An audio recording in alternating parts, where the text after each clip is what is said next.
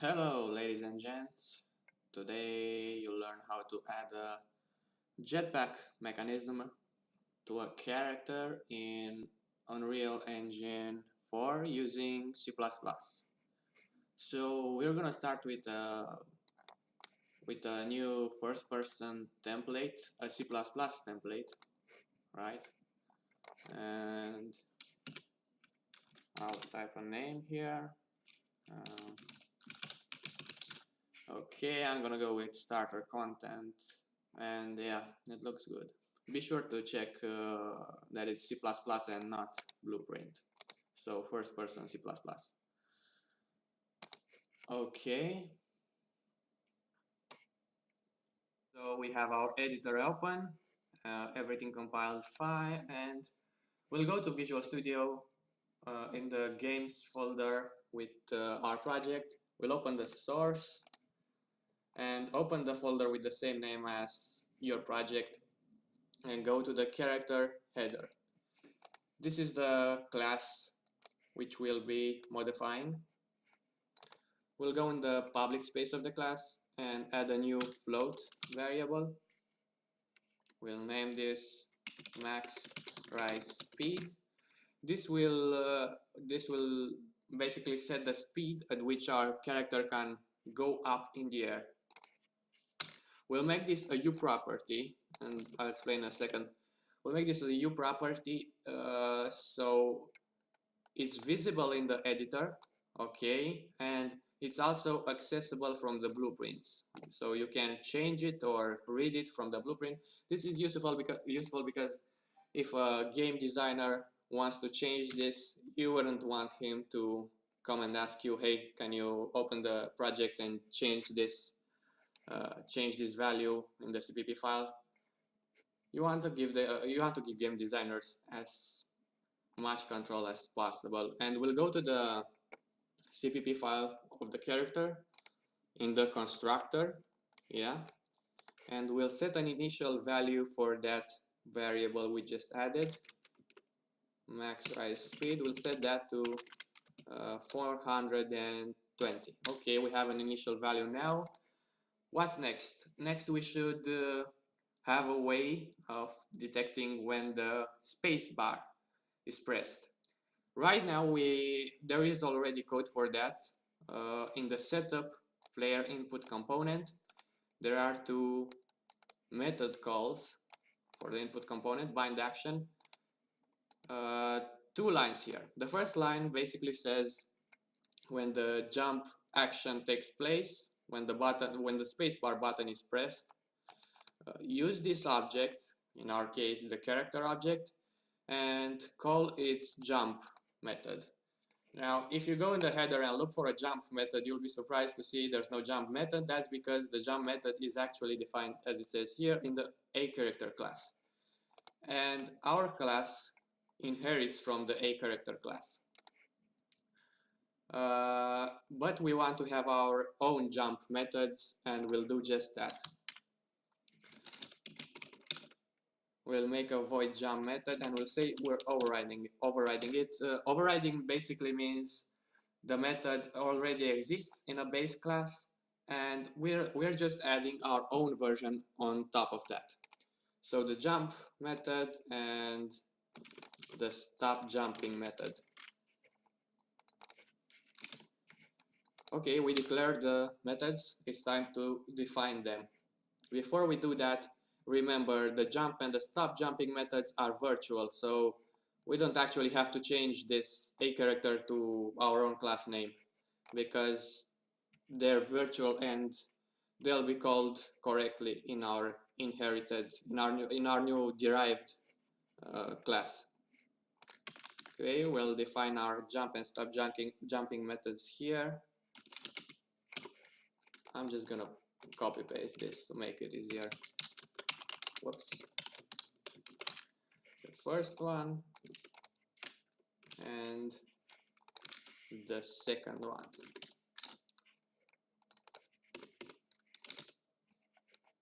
Okay, so we have our two methods here right now. Jump is called when when the space bar button is pressed, and stop jumping is called when the space button is released. We should have a way of knowing if the space bar button is down right now, and we'll do that. We'll go in the protected space, whoops, and just create a new variable here, bool,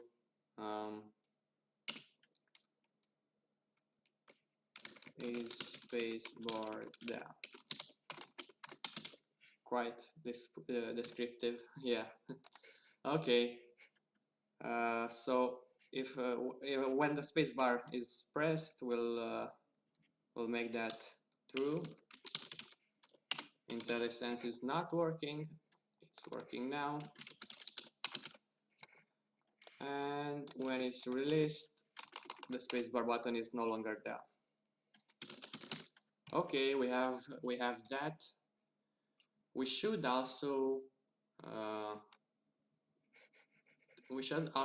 register our class for the tick method. The tick method is basically called every frame, and we'll do our work in it. We should declare a tick method that will be called every single frame. We'll do that in the header, in the protected space of the class.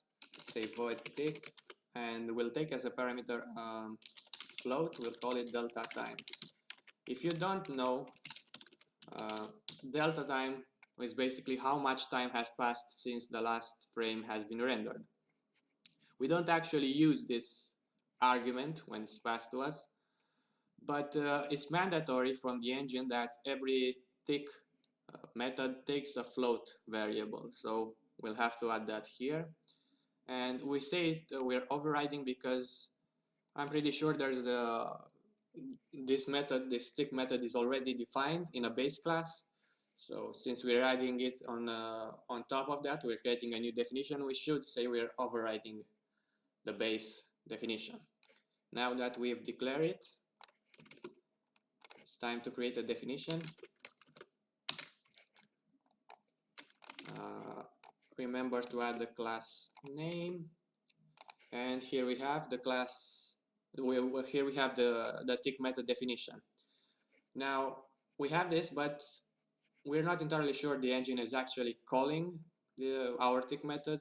Just to be sure, we'll go in the constructor and we'll add a new line of code, and we'll say primary actor tick, and we'll access its property called can ever tick. We'll set that to true. Primary actor tick is an object that probably, well, not probably, it exists in the base class, and can ever tick is one of its properties. It's a bool value that basically instructs the engine to call our tick method. Okay, we'll head in the tick method we just created, and we'll create a new if clause. We'll check if the space button is down, and if the space button is down, we should make the character fly. We'll do that by, well, first I'd like to say I have looked through the engine source code, and there's a class called uCharacterMovementComponent that has a doJump method. This doJump method is used by default in the first person template. So it's written by Epic's developers. I'm just gonna copy paste 2 lines from it, and we'll set the velocity z, or the up value, to our variable called max rise speed. And because we are not in the uCharacterMovementComponent class, we need to get that object. We'll say get movement component. This returns a movement component object, a pointer, and we'll access its velocity vector and change the upwards velocity. Now that we've done that, we should set the movement mode to falling. To do that, I've looked through the documentation, and we'll have to call get character movement to get a pointer to the character movement object. Now see, this is different, get movement component and get character movement. Very important to be sure of the naming.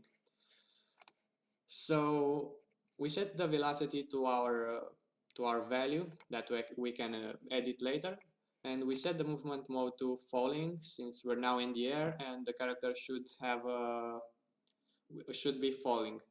It's important to set this type of data because you might later check if the character is walking on a surface or it's falling from the sky. So it's also possible that the physics engine might be treating the character in a different way if it's falling or it's on a surface. It's best to set it if you affect the way a character is behaving. Okay, so with all this done, we should compile. The compilation is complete, and I'm just gonna test our code. Let's see what happens when I press the spacebar. We're rising off the ground. It's working properly. There's a bit of a problem with the frame rate because I'm recording this, but normally in your project it should all be very, very smooth. Yeah, so this is how you make a jetpack. In the next part of this this tutorial, we'll add a bit of more functionality because right now you can just rise as high as you want. Normally in games you have a limitation on how much you can rise off the ground and that sort of thing. So yeah, that's it for now. Have fun.